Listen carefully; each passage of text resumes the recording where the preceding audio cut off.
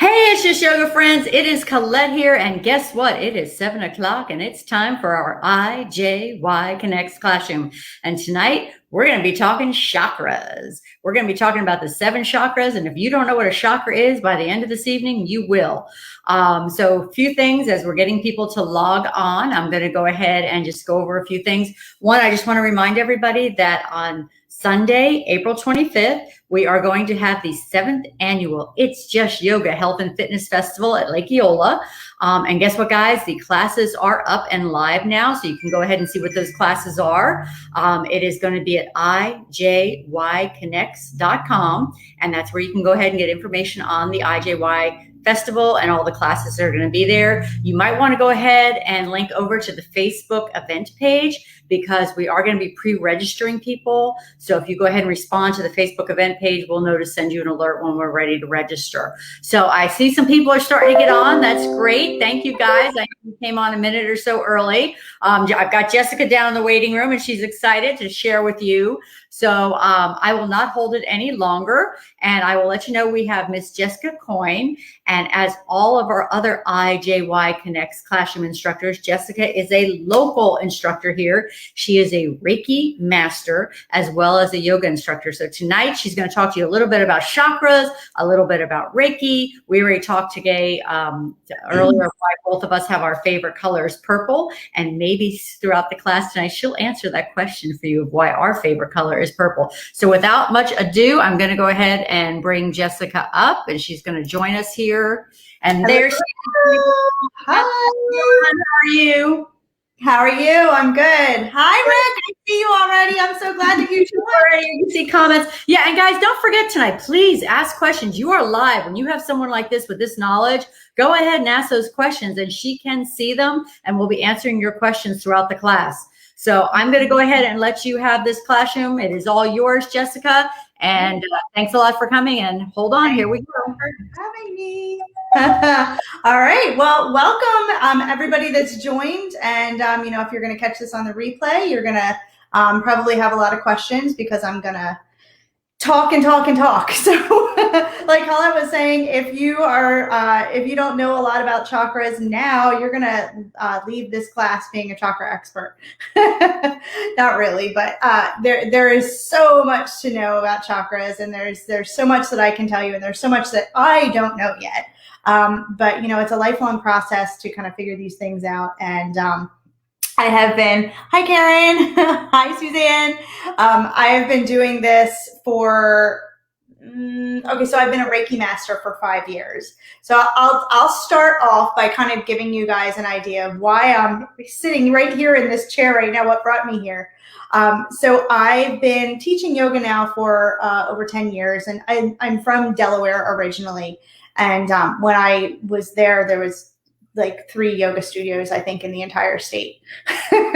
So I started teaching, and then I just started teaching more and more and more. And then I finally opened a yoga studio there and doing all this teaching. And there's something missing. There's something, I'm really, I'm a beginner yoga teacher. And I teach, chakra information to everybody in my beginners classes. And so this thing Reiki kept coming up, and this kind of is one of the things I go over in my Reiki training courses, is that I'm like Miss Resistance. So everything to me, like all of that, fluffy, flowery yoga language, I just don't get. Like, I am not that person. I am, cut to the chase, give me the facts, give me, only what I can see is factual. So I don't want to hear any of that woo-woo stuff. And it kept coming up. I kept seeing it everywhere I would go. And so finally I went and just said, all right, what is this Reiki chakra thing all about? And I signed up for my first training, which was online. And it was funny because my Reiki teacher said to me that the practitioner doesn't find Reiki. Reiki finds the practitioner. And it still gives me chills when I say it, because it was forcing itself on my life. And I just had to give in one day and, surrender to it. And that's when I learned that there is so much so much to learn.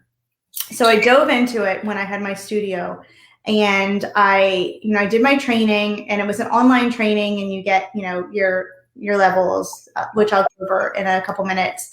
And then you started teaching, you started doing, Reiki on clients and things like that. And every time I would do a Reiki session, I would go into it like, what am I doing? This is so silly. I can't believe I'm doing this. Like, is anything really happening? And then I would start feeling things and seeing things and getting these messages. And my clients would come back and say, Jessica, you would not believe what happened to me after this treatment. It just was every single time something unexpected and amazing happened. And it's your stuff. So I think, hang on one second before I go on. I think, Colette, I can still hear you. But you have a beautiful voice, but yeah, so I would do this, and then every time I would do it, something really, really weird and strange would happen. And so I finally said, okay, maybe there's some merit to this whole Reiki thing. So that was about like 6 months into it that I was doing it, and realized that, yeah, there's something here, even though I can't feel it. I can't see it. I can feel it. I know something's happening, and my clients are feeling a change. They're feeling a transformation.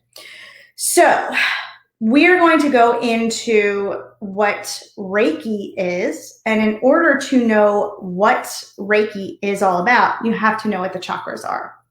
And so I'm going to start with the chakras. So our body is energy. Everything around us is energy. From the air that we breathe, from the sounds that we hear, to the things that we see, to the chair that you're sitting on, the floor that you're on, the materials that went into the upholstery and the fabric, to our skin, everything around us is energy, and it all vibrates on a different frequency, which is what makes the different shapes and textures and sounds and feels and temperatures, and it all depends on the energy, the frequency of this energy. So in our bodies, we are just energy, just cycling all over the place. There are 52,000, it's either 56 or 52,000 energy meridians in the body. And there are three main energy meridians in the body. So now I think I'm mirrored, so my lefts and rights may be off here. But on the right side of the body, there is this energy meridian called the Pingala Nadi. So the Nadi just is a Sanskrit word for meridian. On the left side of the body, there is a meridian called the Ida Nadi. And in the middle of the body, from the crown of the head all the way to the tailbone, is the Sushumna Nadi. So these three nadis all crisscross in 7 points. So they kind of circle around each other all the way up and down the spine. These 7 points where they meet are energy vortexes, or vortices, I think that's how you say it. And they are what form our chakras. So the Ida Nadi, the one on the left side, this is your feminine, your lunar, your nurturing energy. And on the right side, the Pingala Nadi is your heat, your masculine, this is your physical portion, and this is your metaphysical, or your subtle body portion. So you've got those two parts of the self that meet in the middle, up and down the spine, the Sushumna column. So these 7 points are our main chakras. Now, we've got 114 chakras sprinkled all over the body, in and out of the body, around our body, in our aura. So if you're a yoga teacher, you've probably heard of the word kosha, which these are sheaths. So we've got our physical kosha, then we've got our subtle body koshas that spread outside of our body. And that's basically what makes up our aura. So we have chakras in our aura as well. And then also, I hear a lot of people, there's two different ways that people say chakra. They'll say chakra or chakra. It's actually pronounced chakra with a hard CH. So if you're saying it, chakra. So when we are practicing Reiki, or we are trying to heal the chakras, we are trying to heal the, oh no, that's okay. That's okay, Colette. Most people do. And it's, I don't know where it comes from, but it's, you know, maybe it's a Western thing. I don't know. but yeah, so we're healing the main 7 chakras. And when we heal these chakras, they say that these are the manager chakras. And once these are healed, they tell all of the other worker chakras all over the body and out of the body what to do. So they balance everything, being balanced. There's chakras in our hands, there's chakras in our feet, all over the place. So in Reiki, we are healing your chakras. I'm going to take a break from the chakra section for a second and set that aside and talk about Reiki. So as a Reiki practitioner, we are healing your chakras. Now, we're not healing your chakras. You are healing your own chakra. So as a Reiki practitioner, my chakras have been open and attuned to the Reiki energy so that I am a conduit. It comes in through the crown chakra and goes out through my hands. This is the energy of the universe into the patient or the client. And that energy just goes into your chakras and you heal yourself. So I'm nothing but a conduit. But so what I tell people, here's how it's explained. Imagine a radio. You got, an old-fashioned radio. Nobody listens to them anymore. It's all XM or Sirius or, whatever the kids are listening to these days, TikTok, or I don't know. I just really aged myself right there. Get those kids better get off my lawn. No, I'm just kidding. So the energy, so the radio has sound coming out of it. We can't hear the sound coming out of the radio. It sounds like static until Spotify. Thank you, Rick. I forgot about Spotify. How could I? It must be that old. So we turn on the radio and it tunes the frequency to a point where we can hear it, and we can take those radio frequencies all over the airwaves. They're all right here, right now. They go through that radio so that we can then hear it. It is deciphered and it sounds crisp and clear. So I am like the radio, and you are hearing the sounds of the universe from me, the radio.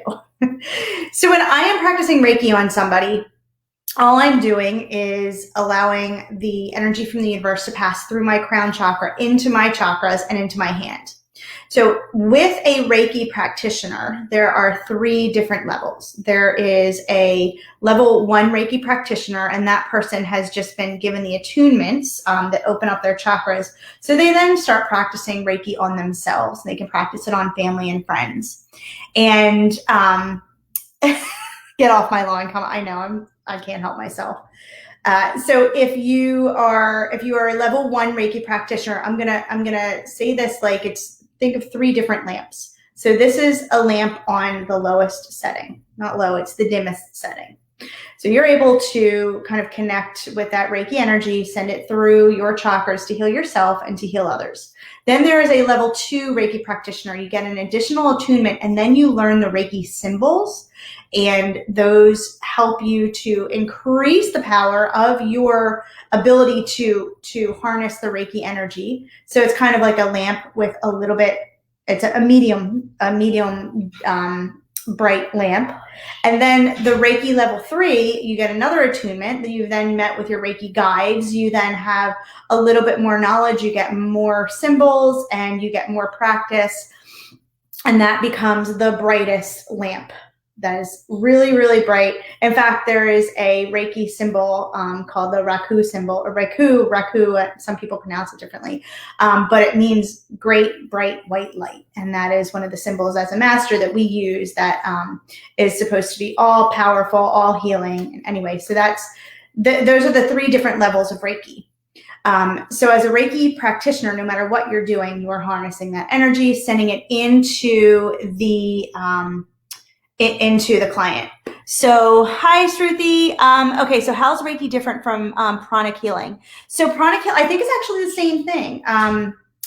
So let me back up too and say that, so Reiki is ancient. It has been around since the dawn of time. Reiki, Rei means God's wisdom, and Ki means universal energy. So it is the universal energy of God.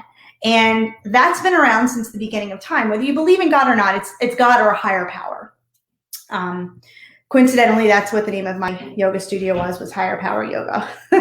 And that came to me during a Reiki session, or a Reiki practice that I actually was taking.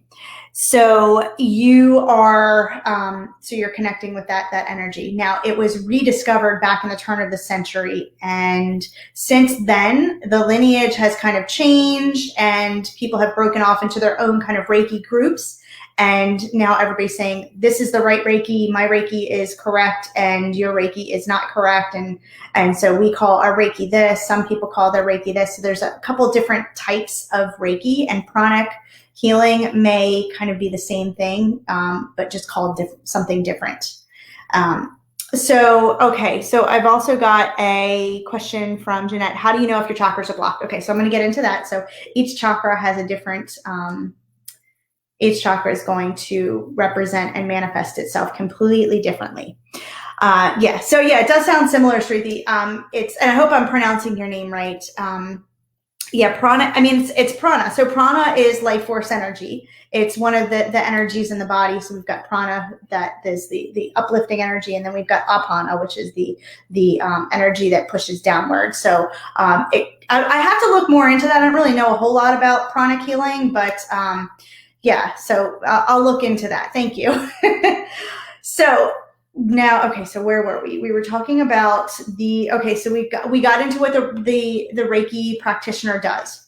So now let's get into our chakras. So with our 7 chakras, yes, we definitely will talk more tomorrow, Shruti. Okay, so our 7 chakras, we're going to start with the root chakra. So the root chakra is located at the base of the spine, the tailbone. It's red. It is so each chakra has an element, each chakra has a color, each chakra has a sound, which we call a seed mantra, or bija. If you're talking in Sanskrit, bija means seed.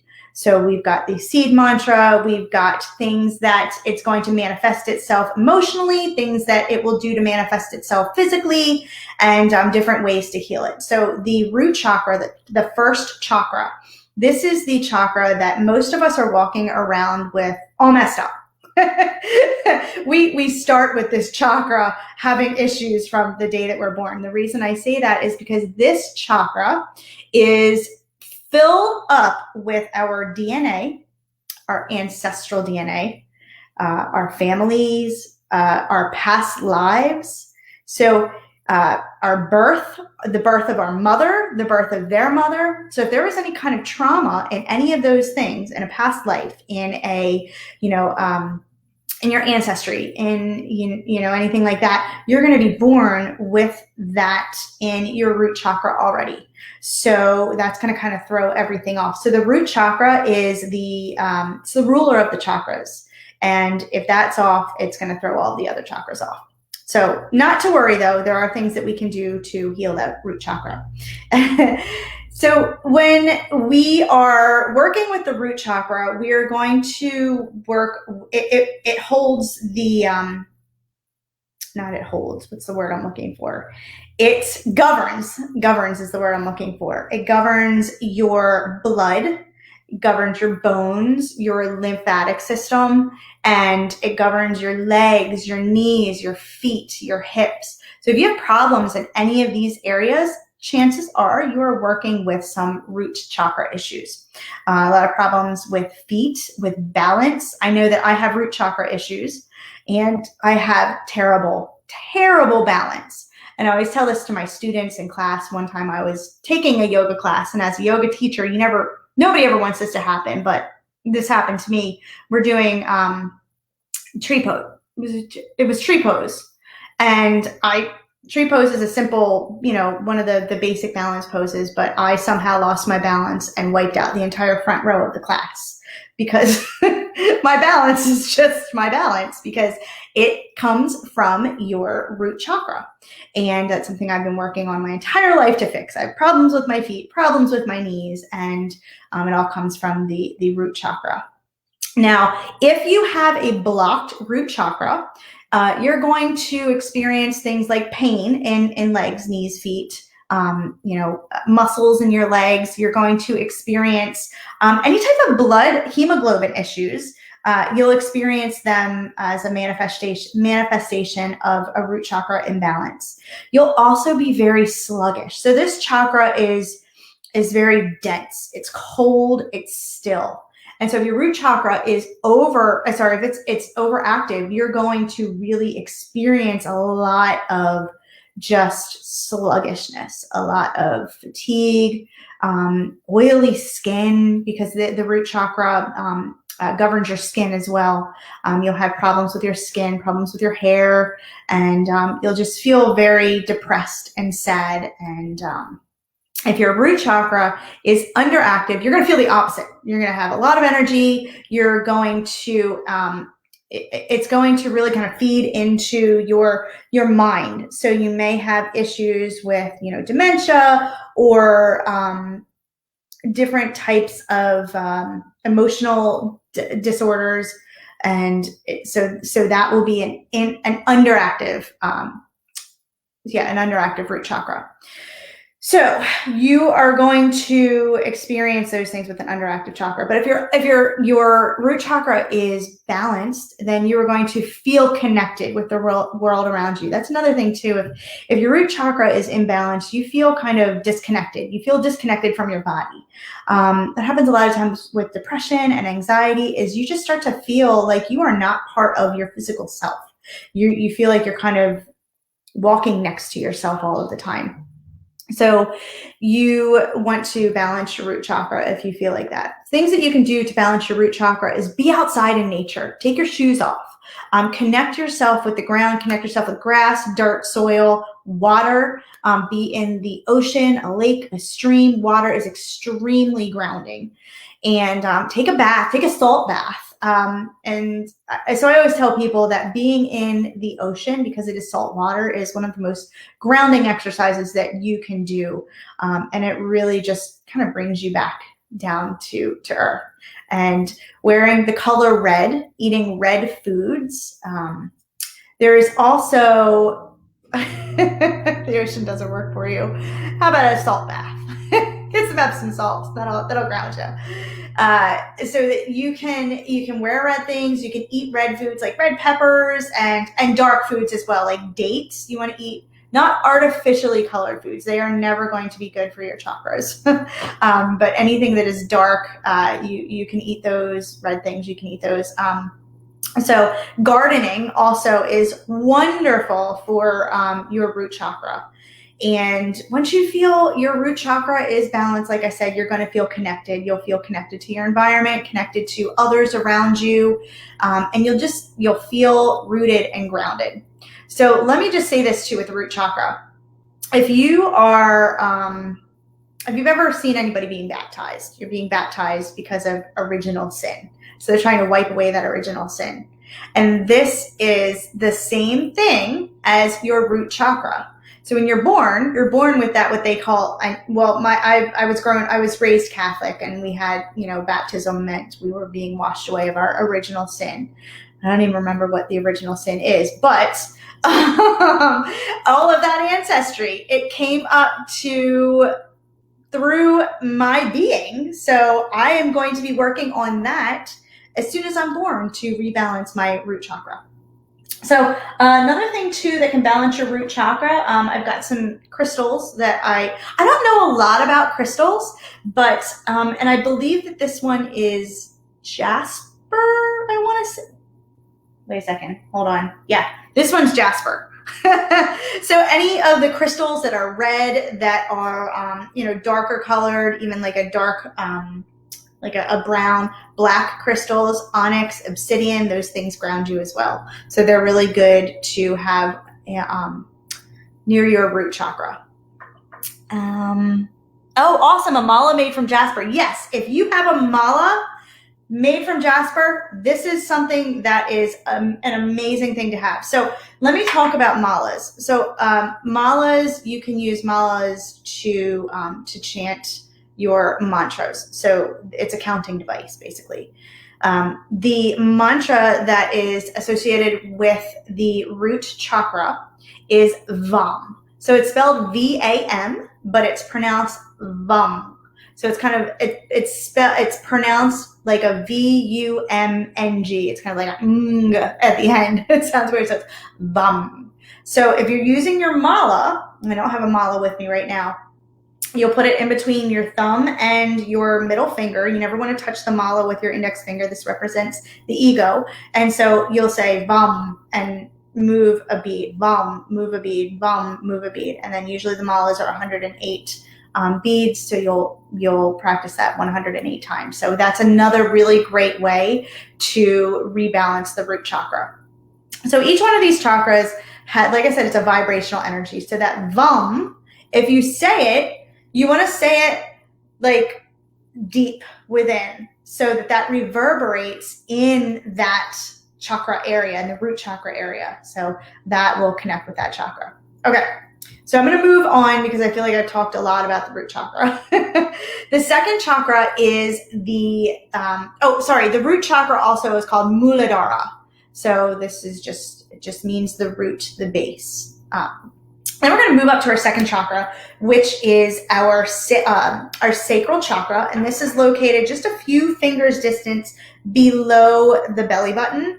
And it is orange. It is called Svadhisthana, which means one's own dwelling place. So this chakra is, like I said, it's orange. It's associated with water. So it's associated with movement. Water is another great thing to heal this chakra. And the mantra for this chakra is LAM. So it's L-A-M, but it's pronounced L-U-M-N-G. So LAM. So you'll use that with any type of orange stone. So I've got orange. This is carnelian. I love this stone. This is like one of the prettiest stones. I get all my stones at Avalon. So if you guys want to know a place to get a lot of really great kind of metaphysical things, you get your stones, you get books there, you can get all kinds of jewelry there. Avalon, it's downtown, and I can't remember what street it's on, but I get all of my crystals there. So anyway, this is carnelian. Carnelian is a great stone for healing your sacral chakra. Yes. Okay, Jeanette, thank you. Sorry, I forgot to check that. I use a pendulum. Jeanette's asking me if the pendulum will reveal the imbalance and energy blocks in the chakras. Coincidentally, a lot of Reiki practitioners will tell you not to use a pendulum because you don't want to be guided into kind of steering your thoughts and energy into knowing what chakra is off before you do a Reiki healing session on a client, but I actually feel the opposite. I use a pendulum every single time because Reiki is all about intention. So you're using your symbols, you're attuned, you're bringing the energy, but I want to send any type of healing I can into the person I'm treating. And I want them to put all of their energy into that chakra, into that healing spot. So yes, so I use a pendulum to check every single chakra before I do a Reiki session, and then I do it afterwards as well, but I'll talk more about that later. Okay, so to quickly go through this with the sacral chakra, things that you'll notice if your sacral chakra is off. So your sacral chakra is your chakra of creativity, your center of personal pleasure. So all of this rules your senses, your sensuality, so your sexuality. If you feel like you are closed off, you are not able to have a good intimate experience, intimate relationship with somebody, there will be probably an issue with the sacral chakra. Also, if you are experiencing fertility issues, this is the chakra that is responsible for that.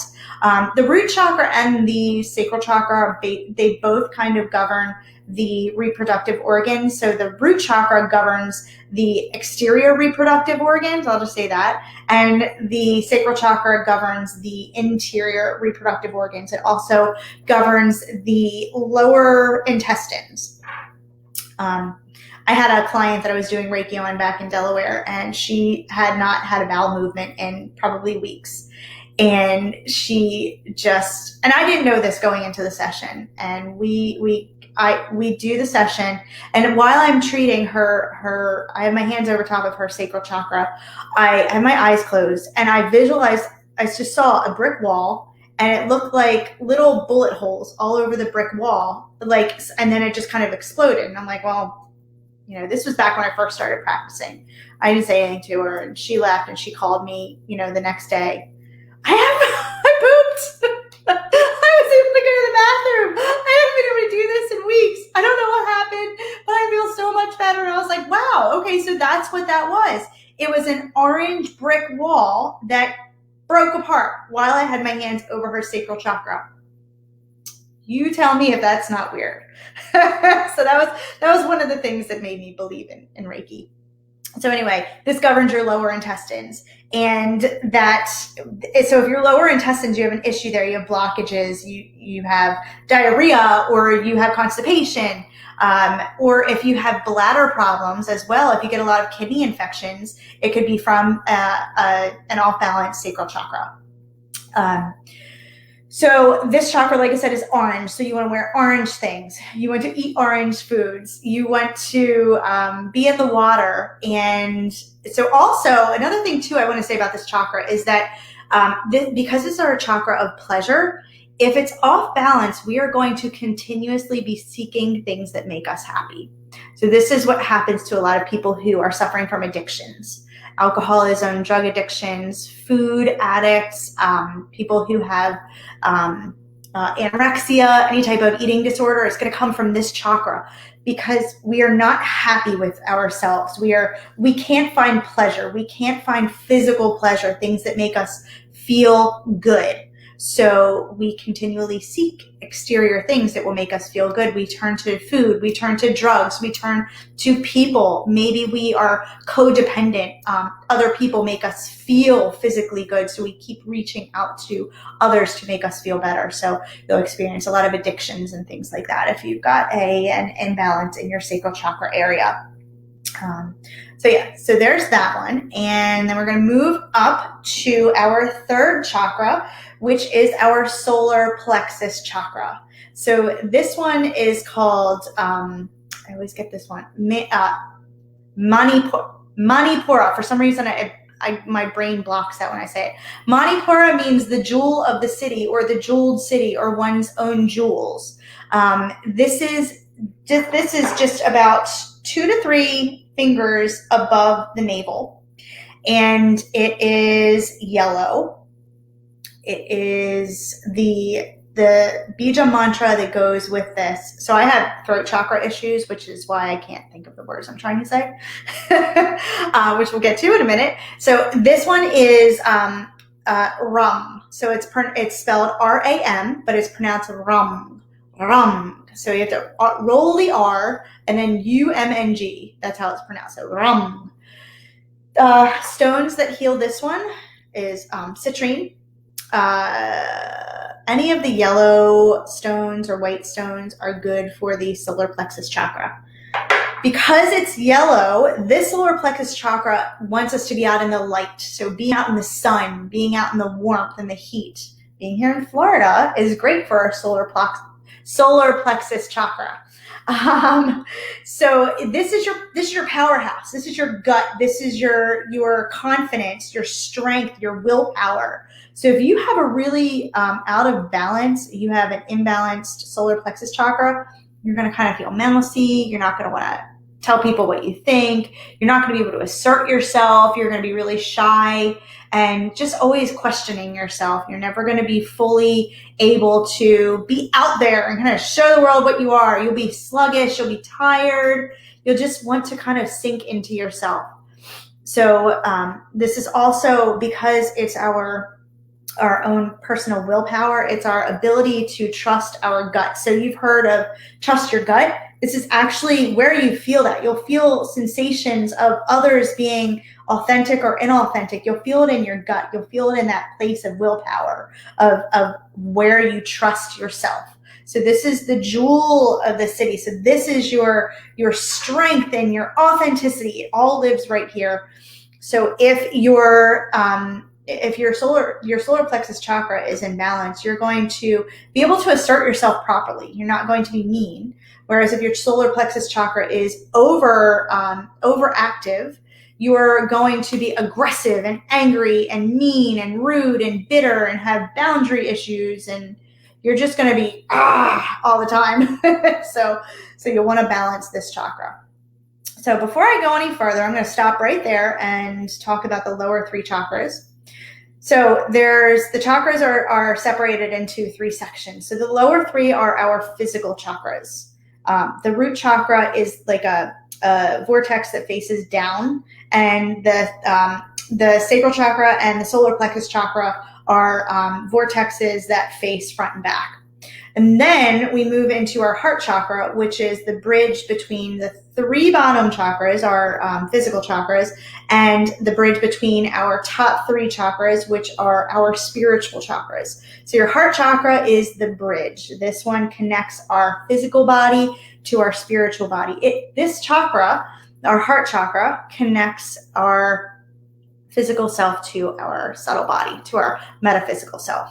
So if you have problems with this chakra, you are going to have problems kind of syncing up the 2. You're going to have issues with just believing your spirituality, or you may have a lot of just physical ailments. So talking about your heart chakra. So your heart chakra is green. So this is aquamarine, I believe. I think. Yeah, anyway. So your heart chakra is green. And it sits right in the middle of the chest, right in between the breasts. And it's green, and it is associated with air. And its mantra is YAM. So YAM, but it's pronounced YAM. The heart chakra is, like I said, it's associated with air. So being outside, doing breath work, pranayama, is good to rebalance your heart chakra. Let me back up really quick, because I totally forgot to say with the lower 3 chakras that there are yoga poses that heal each of these 3 chakras. There's yoga poses that heal each chakra. And I'll give you guys some more information at the end of this. Please don't let me forget, Colette, because I will, of where you can find more information. Because like I said, I could talk for days on this subject. But right now I'm just skimming the surface. So there's yoga poses for each one. The yoga poses for your heart chakra are pranayama, which is breath work, and any heart opening pose. So if you're doing back bends, you are literally forcing your heart chakra to expand. So you are forcing it physically open, which we don't get a chance to do with a lot of with most of our chakras, but you can do this with your heart chakra. Kind of bursting wide open. It's a beautiful thing.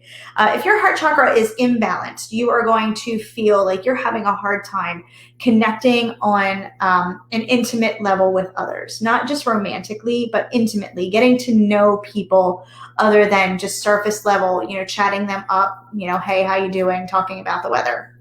You're going to have problems with relationships. You're going to have problems loving yourself. So if you have problems loving yourself, it's going to come across a couple different ways. So if you meet people who are very egotistical, they're very self-centered, they are dealing with a very off-balanced heart chakra. And the reason I say that, you would think it's different. If they sound like they really love themselves a lot, you would think, oh, their heart chakra is probably overactive. It's the opposite. If they are, if their heart chakra is underactive, they are completely sad about themselves. They do not love themselves. So they are trying to convince everybody else to love them. So they are trying to get others to validate their own self-worth.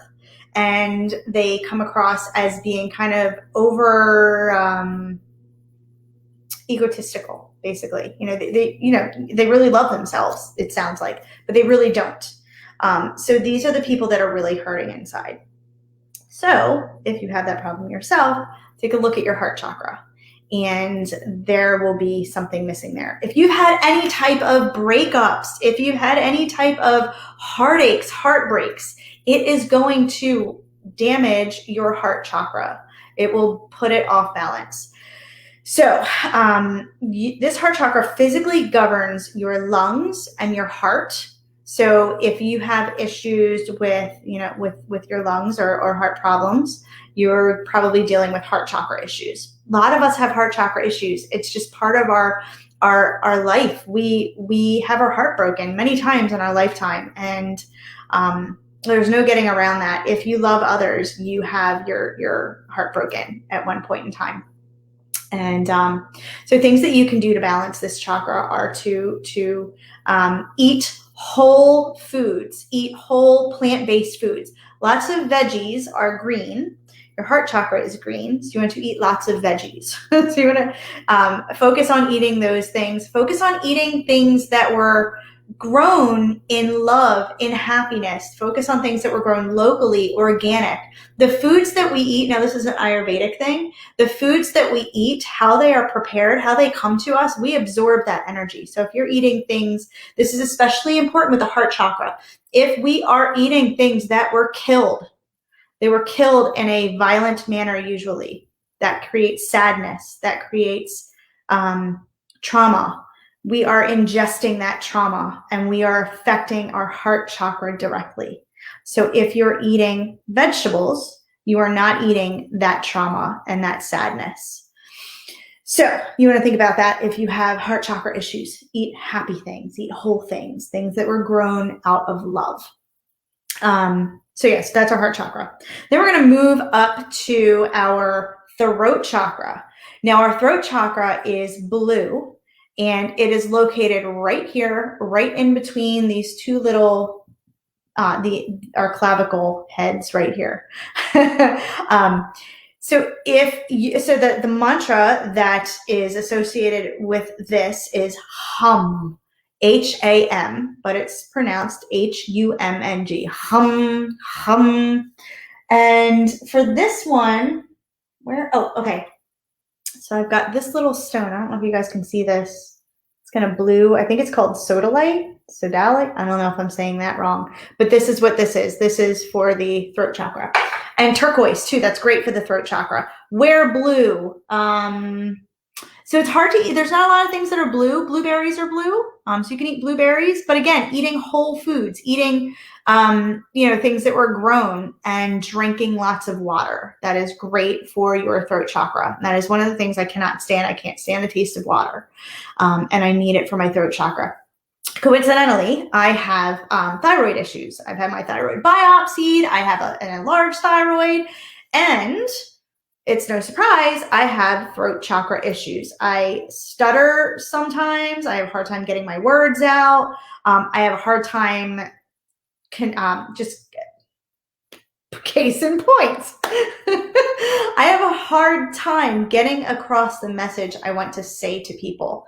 So if you have issues with your throat chakra, it's going to come across just like I sound, having trouble with communication.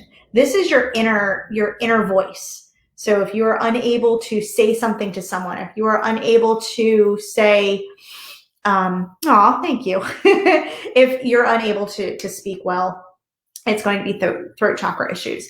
If you've got sinus issues, if you've got tonsil issues, it will come up in your throat. So if your throat chakra is overactive, you are going to say a whole lot of things all the time, but it won't be important. You're just going to talk and talk and talk and talk and talk. And we all know those people that just, they talk a lot, but they really don't say anything. You could be on the phone with them and just going,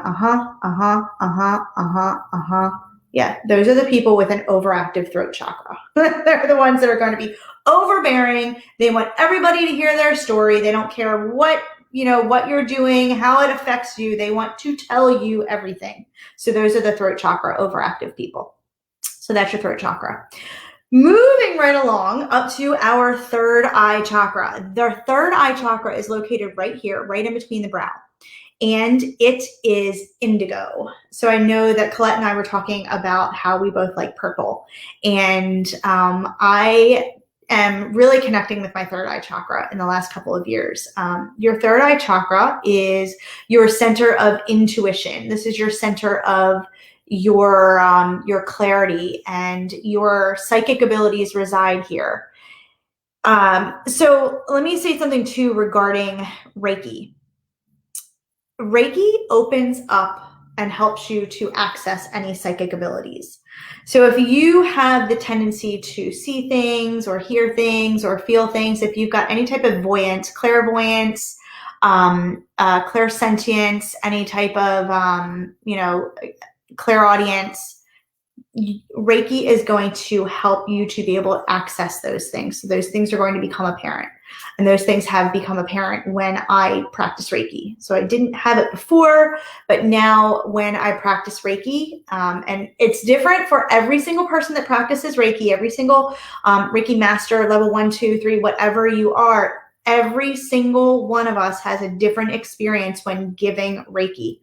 My experience, I see things and I feel things coming from the client.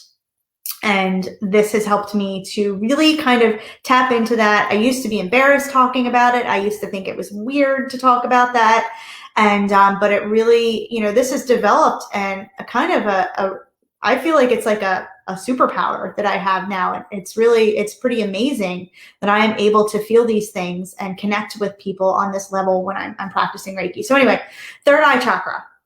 The third eye chakra is where you will find all of your intuition. So if you don't trust yourself, if you don't trust, you're constantly second guessing yourself and you feel very rigid, you feel just not spiritual at all, you just can't get past the whole physical realm of everything, you feel like there's nothing else there except what you see, like how I was, that will be an inactive third eye chakra.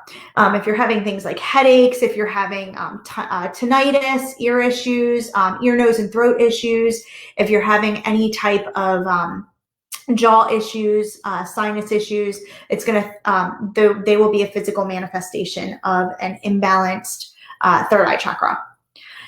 And what else did I want to say on that? Okay, so the third eye chakra, the bija mantra for that is Om. So OHM or AUM. So that is Om, what we chant in yoga. That is the same frequency as your third eye chakra. And okay, so awesome question, Jeanette. Do animals respond well to Reiki? And do animals have chakras? Yes. And I will get into that as soon as I finish up with the last chakra, which is your crown chakra. So give me 1 second. I'm going to circle back to that, Jeanette, because I really want to get into that. So your crown chakra, this is the last of your 7 chakras. This chakra resides just above the crown of the head.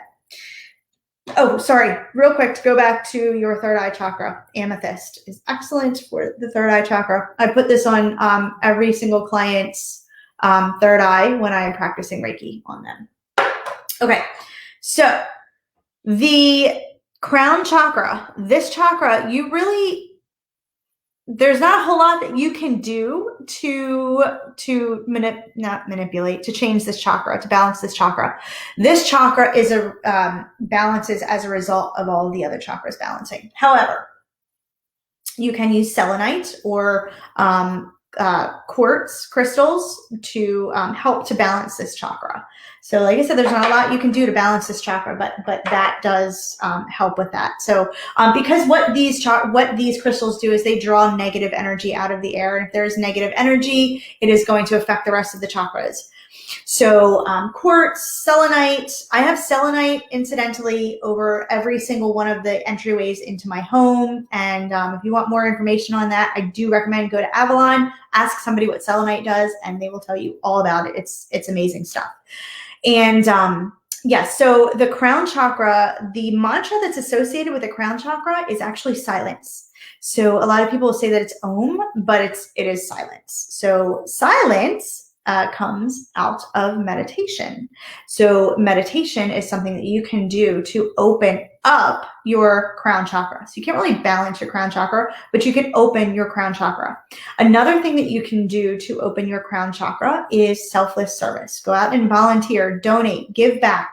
Helping others is the easiest way to connect you with your own spirituality, to connect you to oneness, to connect you with your deity, and just connect you to the spiritual consciousness that's all around us. So go out, do something, helping others. When you help others, you help yourself. That also helps your heart chakra as well. So that's all I'm going to say about the chakras right now, because I am going to run out of time, and I want to circle back to Jeanette's question. Reiki, who benefits from Reiki?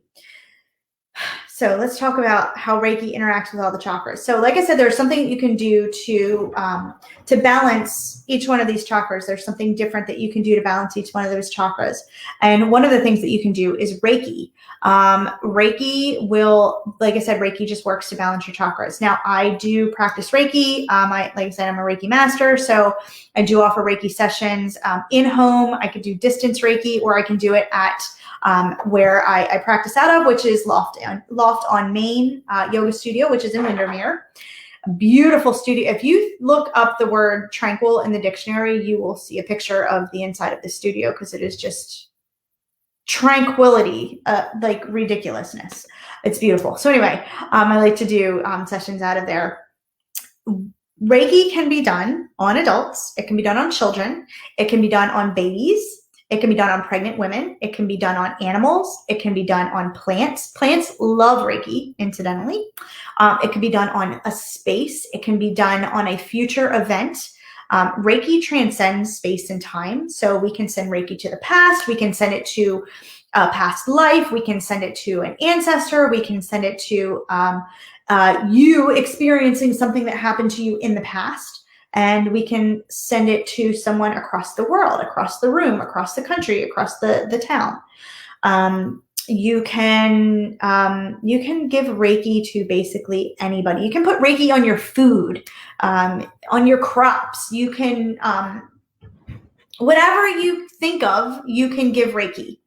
And Reiki will help to just connect all of the good of the universe to that situation or place or object or person. So Reiki works always on the greater good of the person or object or place or whatever you're trying to heal. You can never over Reiki somebody. Reiki does not have any negative side effects. And I can say that with 100% accuracy. No feds are going to come out and tackle me saying that I am putting out false information. Reiki has no negative side effects. I do have to say, however, Reiki does work to heal your chakras, and some of your internal systems do not work because of imbalanced chakras. So if you do have something like a heart monitor, or not a heart monitor, throat chakra issues, I can't think of the word, a pacemaker. If you have a pacemaker, you want to make sure that you're checking that all the time, because it could rebalance everything that's wrong with your heart. And if you don't need your pacemaker anymore, I don't know, I'm not a doctor, but if you don't need your pacemaker anymore and it's in there, I don't know what happens. Also diabetes. If you have, yes, thank you, Rick. If you have diabetes, you want to check your blood sugar as much as possible, because Reiki could balance your blood sugar. But yeah, other than that, no negative side effects. So that they're not really negative side effects. They're just things that you want to watch for healing. What to expect when you have a Reiki appointment. Reiki is done. It can be a half hour, it can be an hour, it can be 90 minutes, it can be 5 minutes. There isn't anything as too much or too little Reiki. A little bit of Reiki is better than no Reiki at all. So when you do a Reiki appointment, personally, I have you lying down on a massage table. completely clothed, blankets, pillows, the whole nine. You are completely comfortable, arms by your sides. You close your eyes, playing relaxing music. And then I just hover my hands. I will do a chakra assessment with a pendulum. I'll hold a pendulum over each one of your chakras, and depending on the way it spins, I can tell which chakra is in balance, overactive, underactive, closed off, whatever.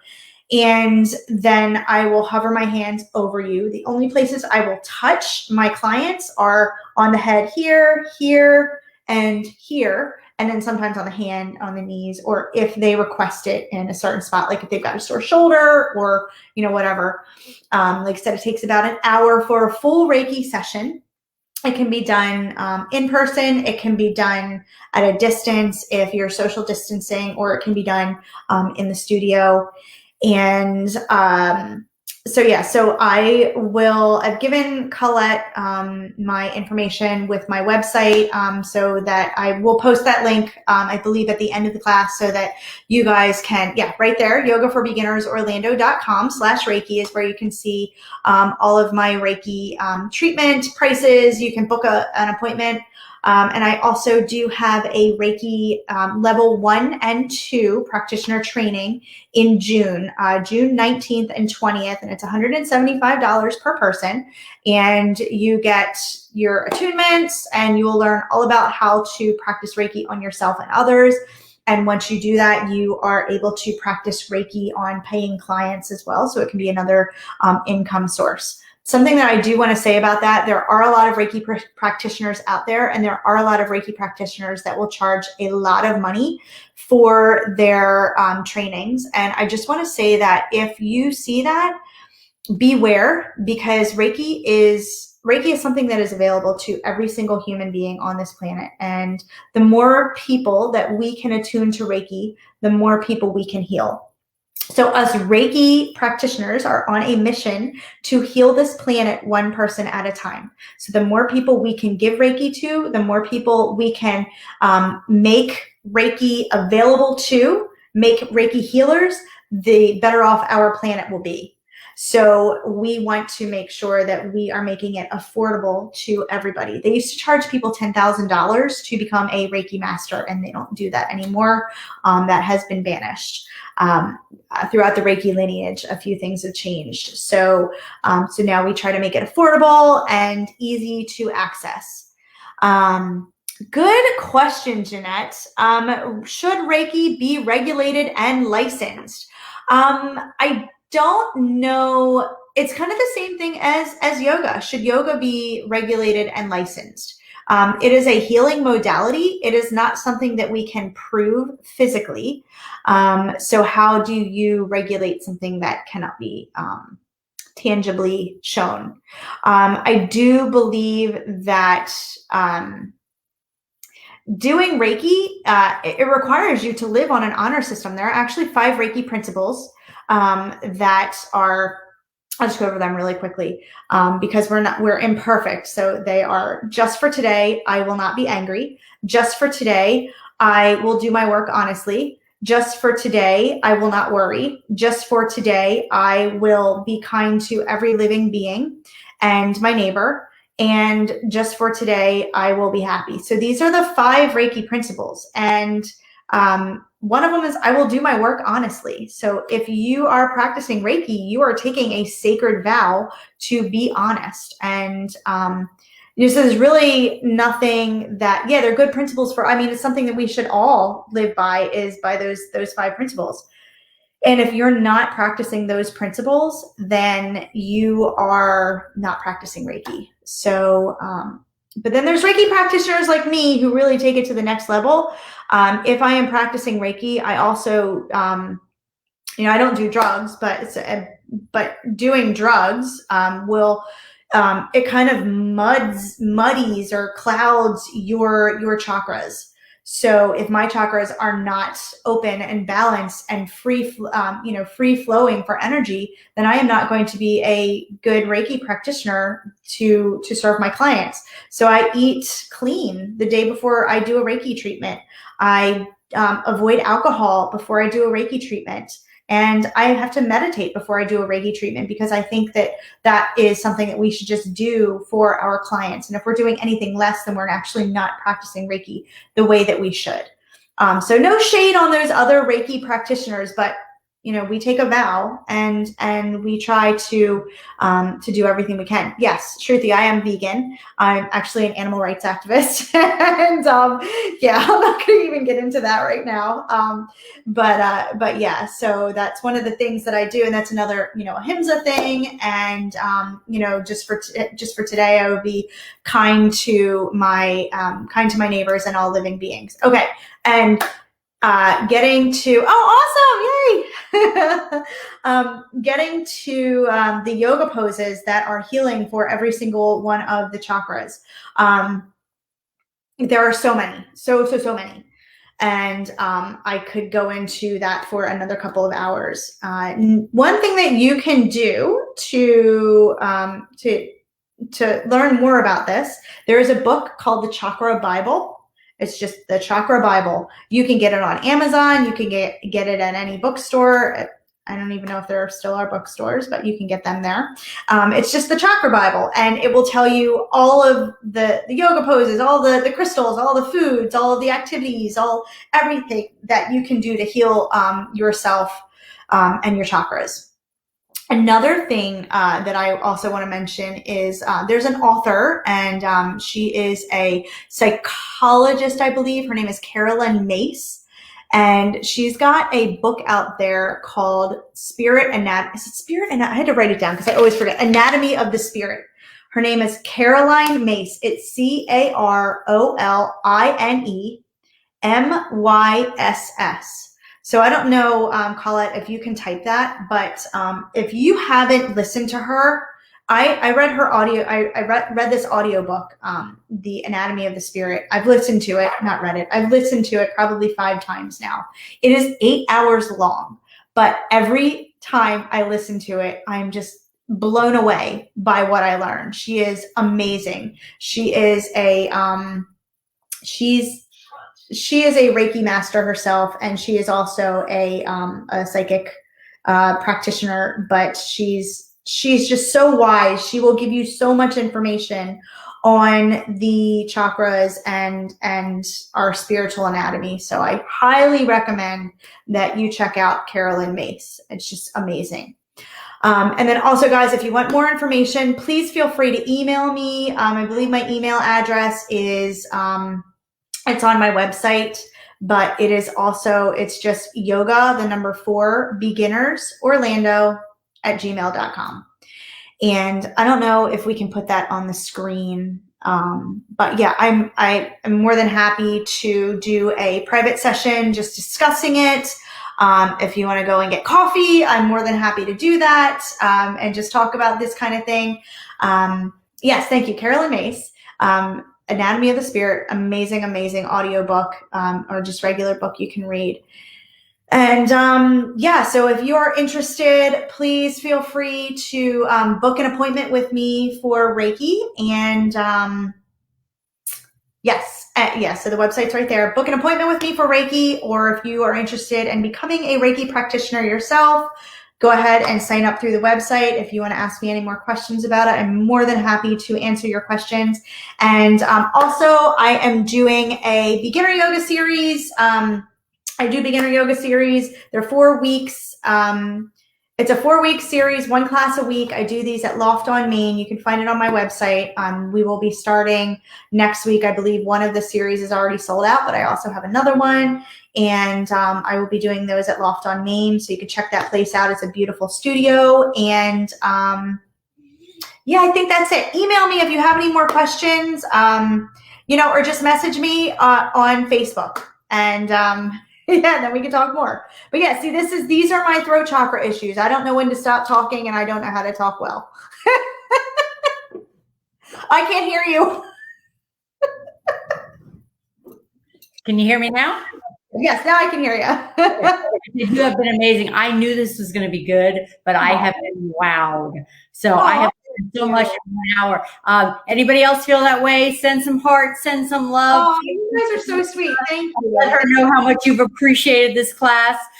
If your friends missed this and you think they would love it, which I'm sitting here making a list of all the people who couldn't make it this evening that I'm going to let know about this class. We will be having a replay that you'll be able to go on to our IJY Connects group and be able to watch her replay. So guys, thank you. Please send her some love. And any last minute questions, anything else we can help with, let us know. Did you guys enjoy it? Hey, Henry's there, Karen, Debbie, Kathy, Rick. Wow, we had a really good group. So thank you, Jessica. Thank you. And thank you, Colin, for the opportunity. It was wonderful. I'm sorry? I said thank you so much. We need to get some turquoise. There we go. Exactly. So thank you guys. Thank you guys. Have a good night, everyone. Good night. Namaste, everybody.